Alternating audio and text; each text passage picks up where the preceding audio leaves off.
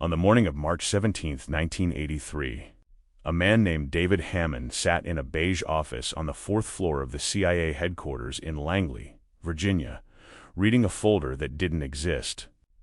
The document inside had no classification stamp, no serial number, no official record of ever being typed.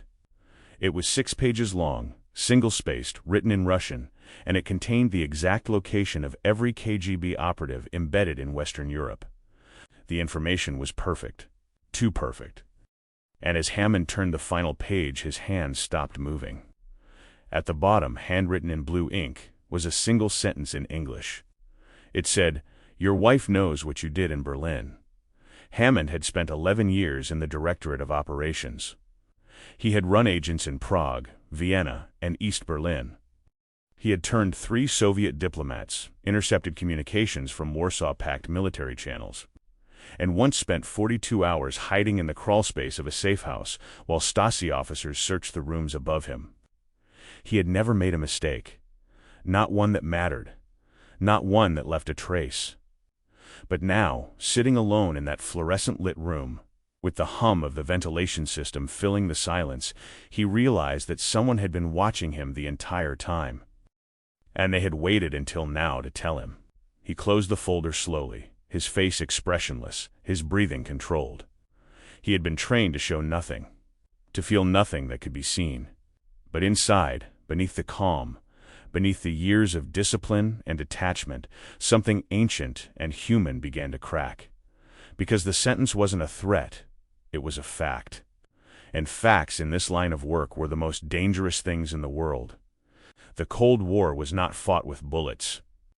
It was fought with secrets, with patience, with the slow, methodical erosion of trust. By 1983, the world had lived under the shadow of nuclear annihilation for nearly 4 decades.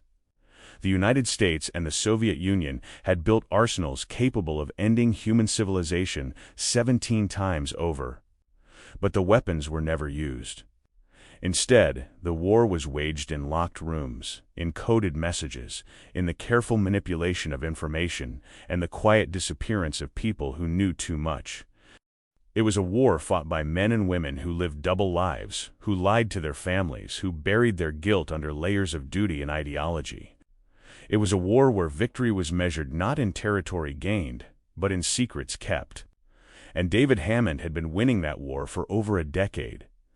He was born in 1947 in a small town in upstate New York, the son of a Presbyterian minister and a schoolteacher. He grew up during the height of McCarthyism, when fear of communism was woven into the fabric of American life. He learned early that the world was divided into 2 sides, and that choosing the wrong side could destroy you. He was smart, methodical, and emotionally distant in a way that made people trust him without ever feeling close to him. He studied Russian literature at Yale, not because he loved Tolstoy or Dostoevsky, but because he understood that language was power. And in 1969, just as the war in Vietnam was tearing the country apart, he was recruited by the CIA. His training took place at Camp Peary, a facility in Virginia known informally as the Farm. There, he learned how to forge documents, how to conduct surveillance without being seen, how to recruit foreign nationals and turn them into assets. He learned how to lie convincingly, how to recognize when he was being lied to, and how to live with the constant awareness that everyone around him might be an enemy. He learned that loyalty was conditional, that trust was a liability, and that the only person he could truly rely on was himself. And he learned that the mission always came first, always.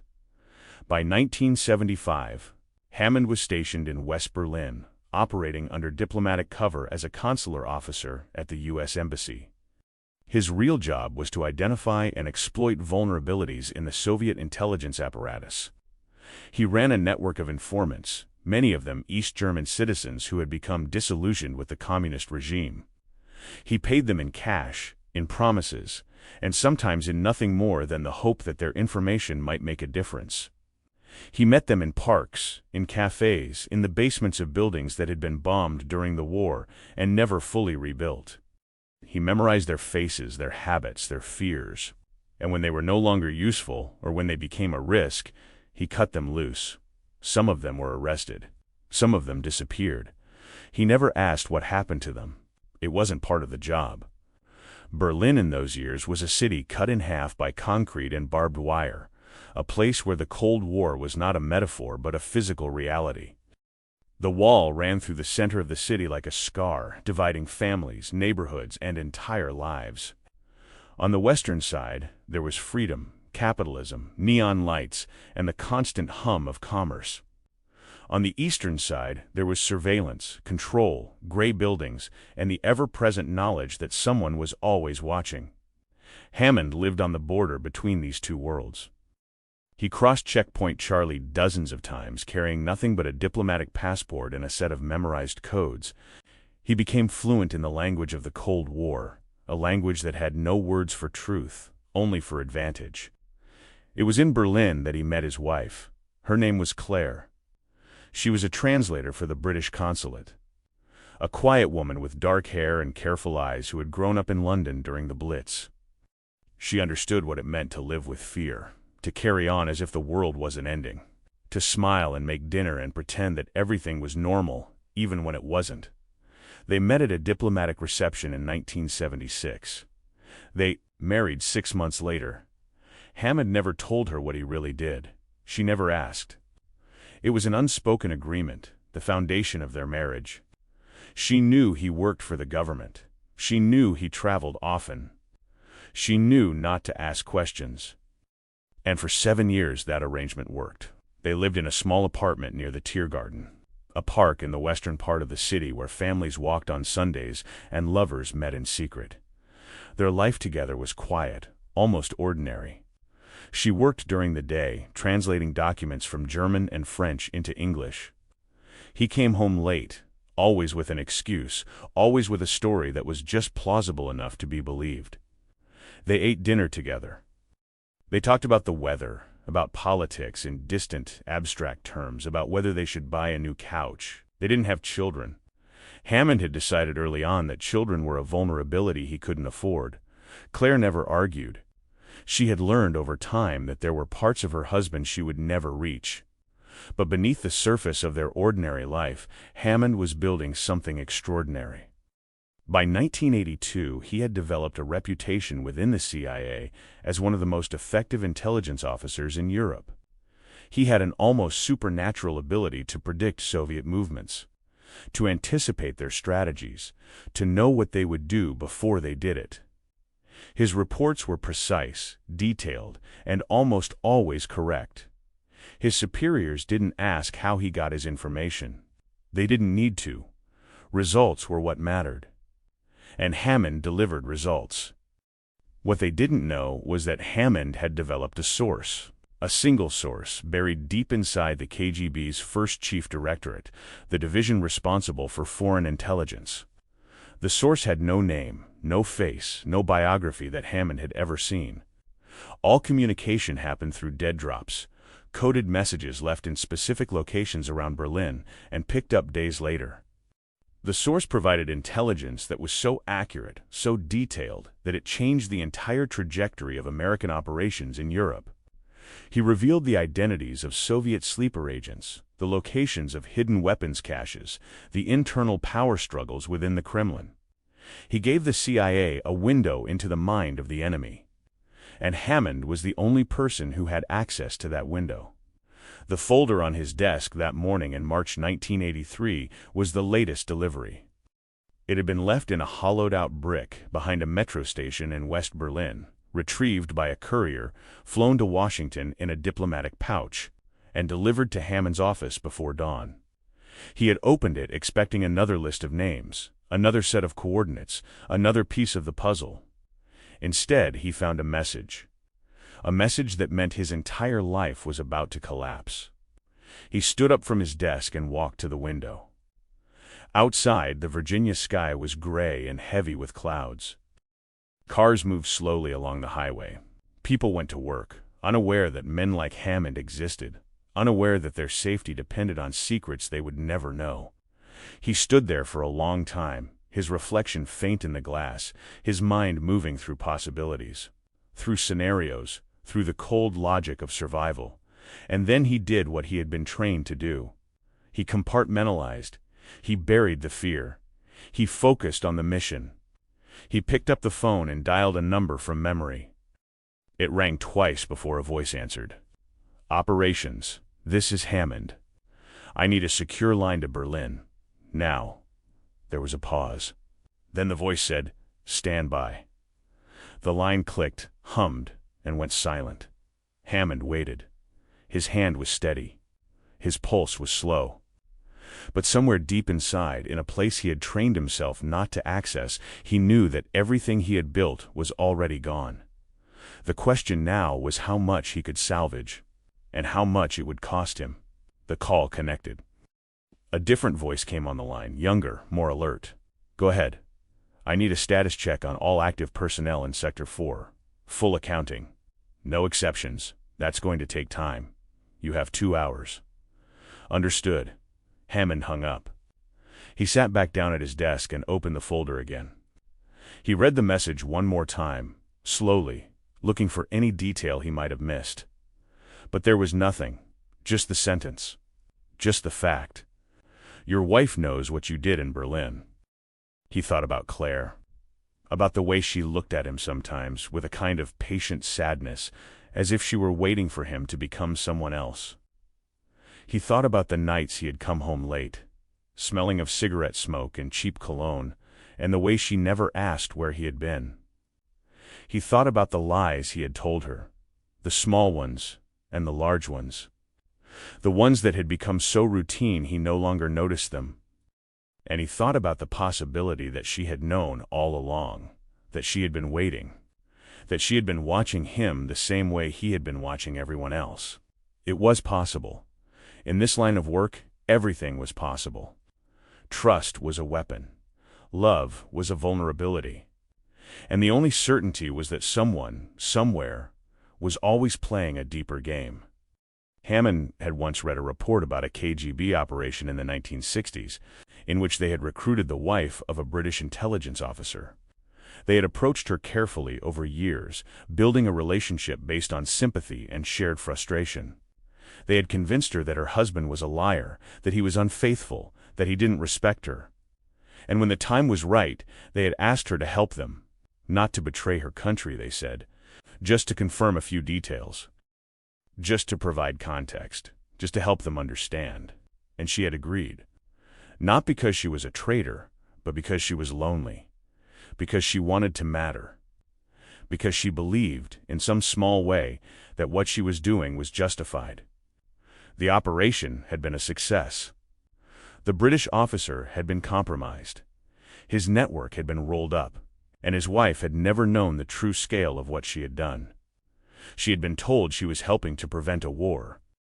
In reality, she had handed the Soviets a blueprint of Western intelligence operations in Eastern Europe. When the truth came out, she had been quietly arrested, tried in a closed court, and sentenced to 12 years in prison. The officer had resigned. He had moved to the countryside and lived alone until he died. The marriage had been a lie. The trust had been a lie. Everything had been a lie. Hammond wondered if that was what had happened to him. If Claire had been turned. If the KGB had found some weakness, some flaw, some crack in the armor of their marriage and had worked their way inside, it would explain the source. It would explain the perfect intelligence.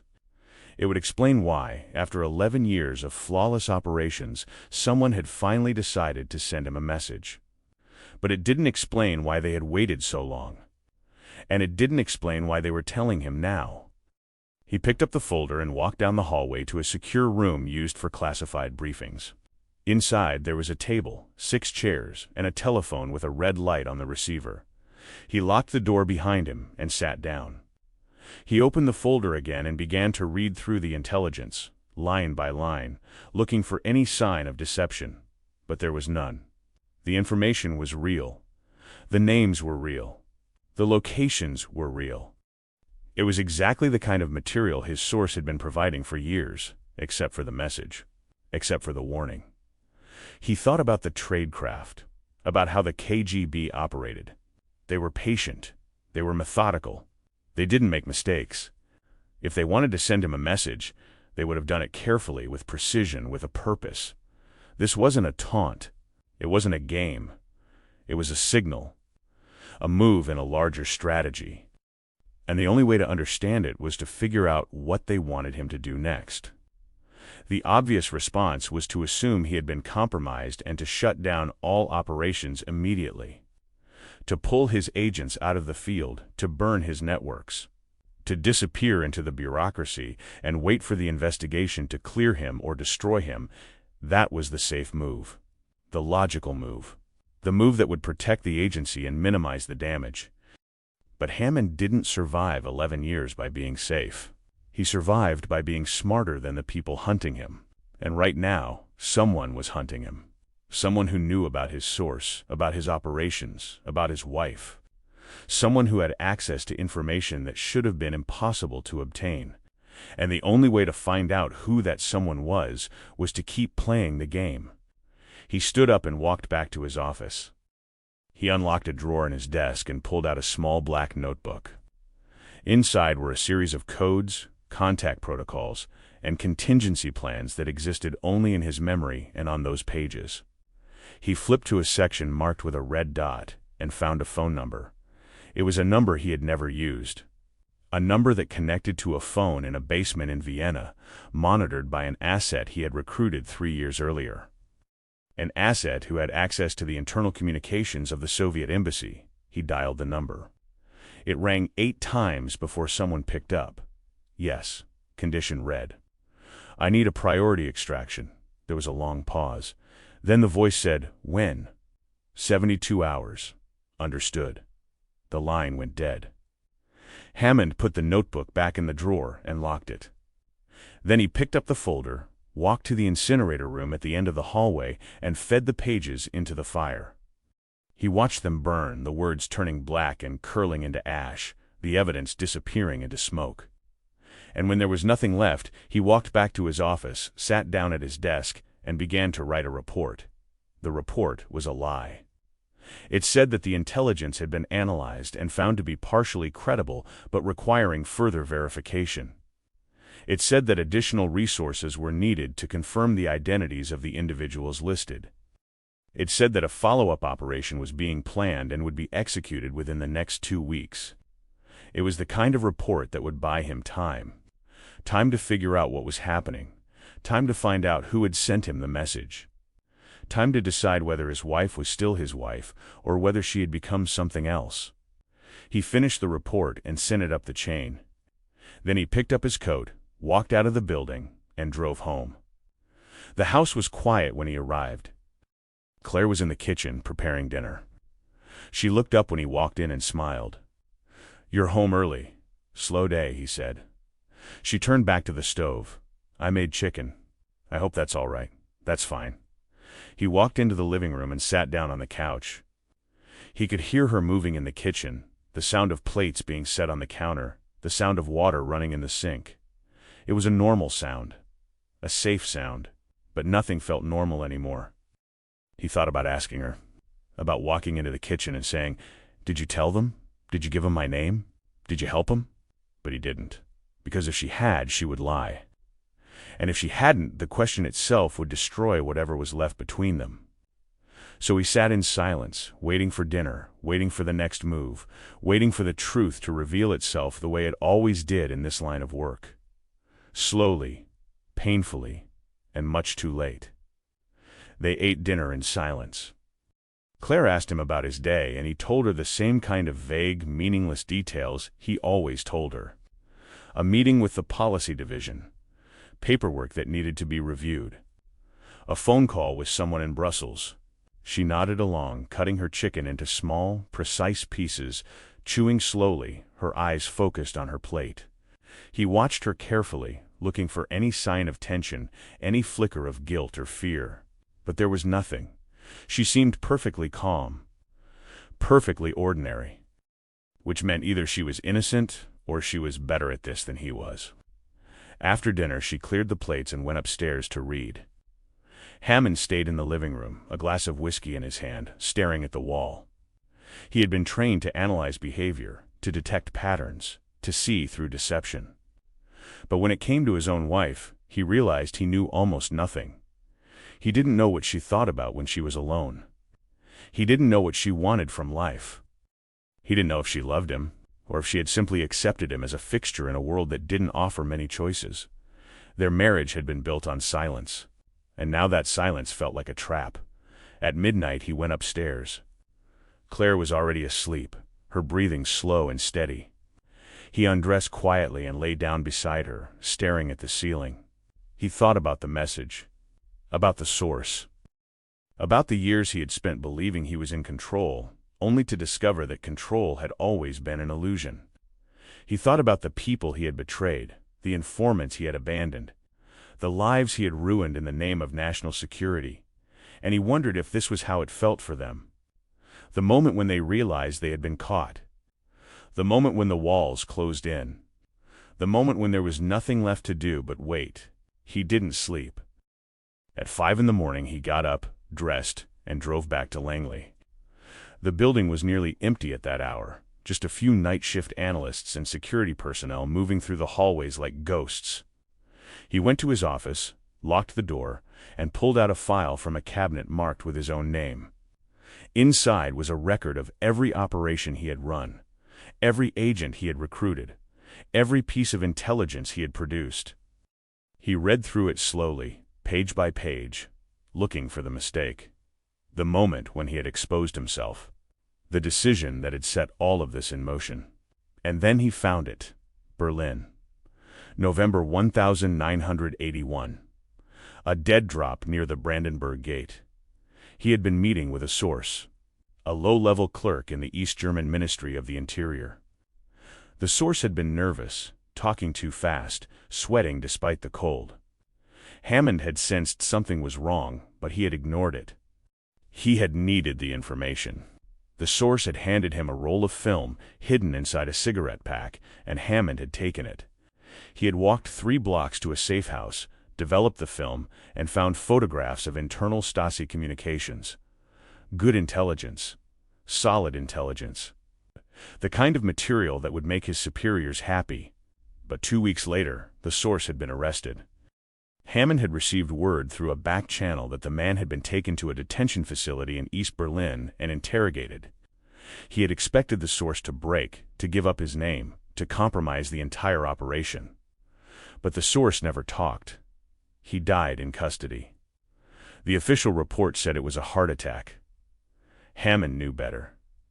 They had killed him, and Hammond had filed the incident away as a loss, a casualty of the war, and had moved on. What he hadn't considered until now was that the source might have been a plant, that the Stasi, or the KGB, had set the whole thing up, that they had given him real intelligence, valuable intelligence, to make him trust the source. And in doing so, they had identified him. They had watched him take the film. They had followed him to the safe house. They had documented everything. And then they had killed the source, not because he had talked, but because he had served his purpose. It was a classic KGB operation, patient, methodical, designed to look like a success while actually being a catastrophic failure. And Hammond had walked right into it. He closed the file and sat back in his chair. If that was true, then the KGB had been running him for over a year.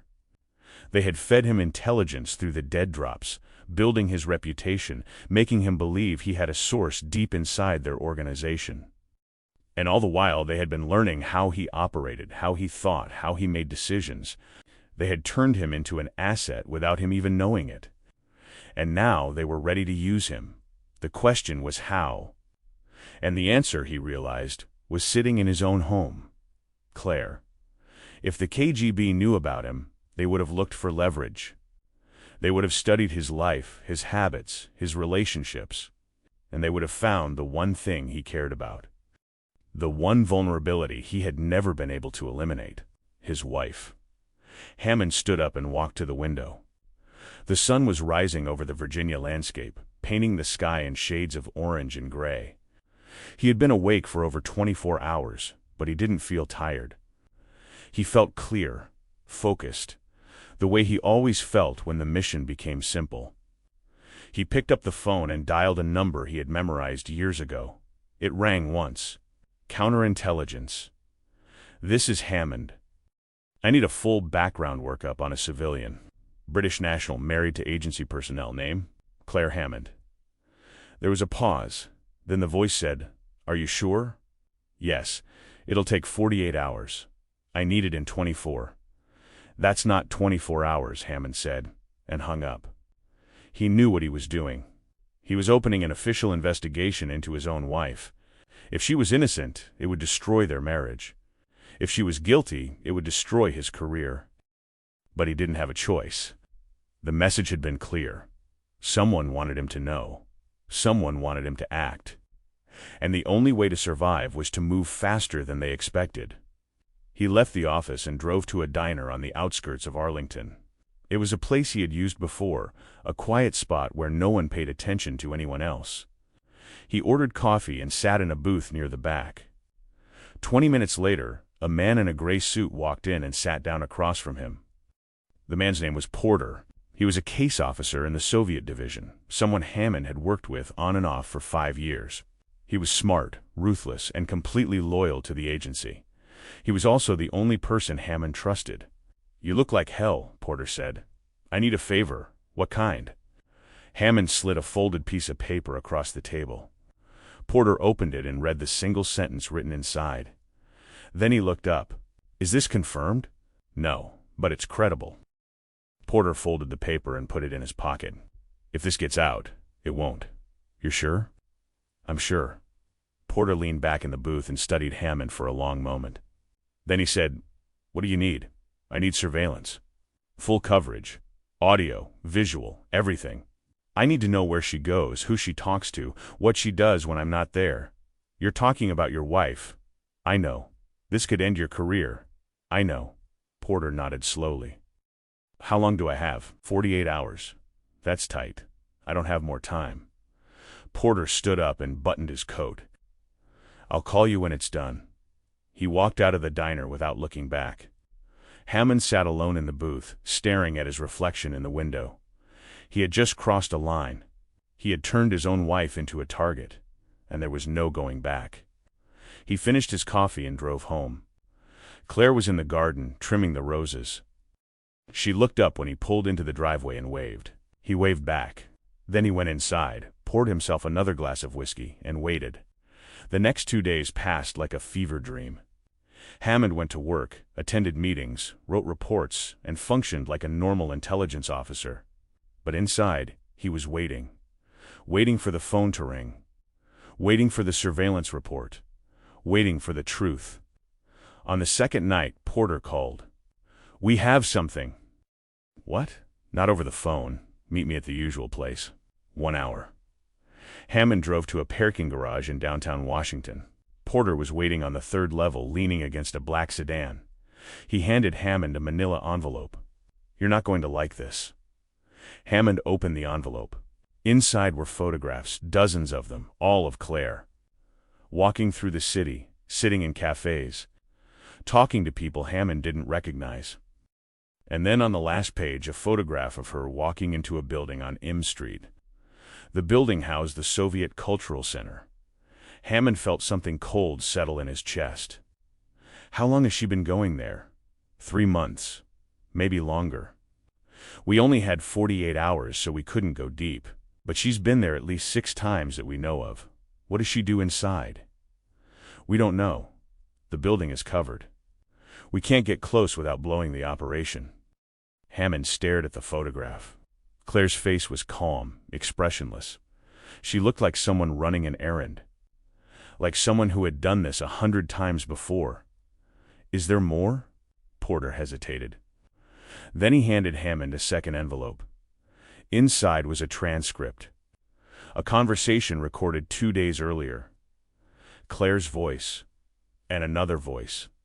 A man's voice. Speaking in Russian. Hammond read the transcript slowly. It was short, innocuous. A conversation about the weather, about a book, about nothing important, but the fact that it existed was everything, because Claire didn't speak Russian. Or at least, she had never told him she did. Where was this recorded? Phone tap. Outbound call from your home. Routed through a switchboard in Vienna, Hammond looked up. When? Last Tuesday. While you were at the office, Hammond closed the envelope. His hands were steady. His face was calm. But inside, something had broken. Not his heart. He had trained himself not to feel that kind of pain, but his certainty, his belief that he had been in control, that he had been the one playing the game. "What do you want to do?" Porter asked. Hammond didn't answer right away. He stood there in the cold parking garage, the fluorescent lights buzzing overhead, the city moving around him like it always did. And he thought about the message, about the source, about the years he had spent believing he was hunting the enemy, when all along the enemy had been sitting across from him at the dinner table. "I want a full workup," he said finally. "Everything. Her background, her family, her movements, her contacts. I want to know who she is. I want to know who she's always been. That's going to take time. I don't care." "Do it," Porter nodded. "And in the meantime? In the meantime, I go home. I act like nothing's changed. And I wait for them to make the next move. That's dangerous. I know." Porter looked at him for a long moment. Then he said, "You know what they'll do if they find out you're onto her? They'll kill her. Or they'll kill you." Hammond met his eyes. "Then I guess I'd better not let them find out." He got in his car and drove home. The house was dark when he arrived. Claire was asleep upstairs. He stood in the doorway of their bedroom and watched her for a long time. She looked peaceful, innocent, like someone who had never told a lie, like someone who had never betrayed anyone. But Hammond knew better. He had spent his entire career learning to see through masks. And now, looking at his wife, he realized that the best masks were the ones worn by people who believed their own lies. He went downstairs and poured himself another drink. Then he sat in the living room, in the dark, and thought about what came next. The KGB had sent him a message. They had told him they knew. They had told him his wife was involved, and they had done it in a way that forced him to choose. He could report her, expose her, and destroy everything. Or he could do nothing and let them use him. But there was a third option. One that the KGB hadn't considered. One that required him to be smarter, colder, and more ruthless than he had ever been before. He could turn her, not for the agency, not for his country, but for himself. He could make her believe that he didn't know, that he still trusted her, that everything was fine. And then, slowly, carefully, he could feed her false information. He could use her as a channel to the KGB. He could turn the entire operation back on them. It was a dangerous play. It required perfect control, perfect deception, perfect timing. One mistake, and they would both end up dead. But it was the only move that gave him a chance. He finished his drink and went upstairs. Claire was still asleep. He undressed and lay down beside her, close enough to feel the warmth of her body, far enough to keep the distance he needed. And as he lay there in the darkness, listening to her breathe, he thought about the life they had built together. The quiet dinners, the polite conversations, the careful avoidance of anything real. It had all been a lie. But then again, so had everything else. In the world of intelligence, there were no innocent people. There were only those who knew they were guilty and those who didn't know yet. Claire stirred in her sleep and turned toward him. Her hand reached out and rested on his chest. A simple gesture, a human gesture. The kind of thing a wife does without thinking. Hammond didn't move. He stared at the ceiling and waited for the morning, because the game had changed. And now the only question was who would survive it. The investigation took 3 weeks. Porter worked quietly, pulling records, making calls, running down leads that stretched back decades. What he found was a story that made perfect sense in hindsight, and no sense at all in the moment. Claire Donovan had been born in London in 1951. Her father was a dock worker. Her mother worked in a textile factory. She had grown up poor in a neighborhood that had been bombed during the war and never fully rebuilt. She was smart, ambitious, and angry at a world that seemed designed to keep her where she was. She studied languages at night school, learned French, German, and Russian. She got a job as a translator for the British government. And in 1974, she was recruited by MI6. Her assignment was simple: infiltrate the Soviet cultural network in London, attend events, make friends, report back. She did it well, too well. Because somewhere along the way, the Soviets figured out who she was. And instead of arresting her, they turned her. It wasn't dramatic. There was no threat, no coercion, no blackmail. They simply offered her something she had never had: respect, purpose, the belief that she was part of something larger than herself. They told her that the West was corrupt, that the intelligence agencies she worked for were tools of oppression, that the real fight was not between nations but between systems. And she believed them. Or at least, she believed them enough. By 1976, she was working for the KGB, passing information. Small things at first: names, meeting times, locations. Nothing that would get anyone killed. Nothing that would make her feel like a traitor. Just enough to prove her loyalty. Just enough to keep her valuable. And then she met David Hammond. It wasn't an accident. The KGB had known about Hammond for years. They knew he was rising through the ranks of the CIA. They knew he was talented, methodical, and isolated. They knew he didn't have many friends. They knew he didn't have a family. And they knew that if they could get someone close to him, they could control him, so they sent Claire. The meeting at the diplomatic reception in Berlin had been arranged. The courtship had been guided. The marriage had been planned. And for 7 years, Claire had done exactly what she was supposed to do. She had watched him. She had listened to him. She had reported everything he said, everything he did, everything he cared about. She had become his wife. And in doing so, she had become his greatest weakness. Hammond read the report in silence, sitting in the same secure room where he had read the first message. When he finished, he set the pages down on the table and stared at the wall. He had been betrayed. Not by an enemy, not by a stranger, but by the person who slept beside him every night. By the person he had trusted more than anyone else in the world. By the person he had, in his own cold, distant way, loved. And the worst part was that it made sense. Every detail, every moment, every choice she had made. It all fit together perfectly. The KGB had played a long game, and they had won. But Hammond wasn't finished. He stood up and walked to a phone on the wall. He dialed a number and waited. Operations. This is Hammond. I need a black operation approved. Full deniability. No paperwork. There was a pause. Then the voice said, "What's the target?" "Soviet intelligence network in Western Europe. I have a lead. I need authorization to follow it." "What kind of lead?" "A source. Inside the KGB. High-level access. Confirmed and verified." Another pause. Longer this time. Then the voice said, "You're sure about this?" "I'm sure." "All right. You have authorization. But Hammond?" "Yes?" "If this goes wrong, you're on your own." "Understood." He hung up and walked back to his office. He sat down at his desk and began to write. Not a report, not a memo. A letter, addressed to no one. Written in a language only one person would understand. The letter said that he knew, that he had always known. That he had been playing the same game she had been playing, only better. That he had turned her source. That he had used her information to dismantle Soviet operations across Europe. That everything she had given to the KGB had been false. That she had been working for him the entire time and she just didn't know it. It was a lie. But it was a lie that would make the KGB question everything. It was a lie that would make them doubt her. It was a lie that would destroy her value as an asset. And in this world, once you lost your value, you lost your protection.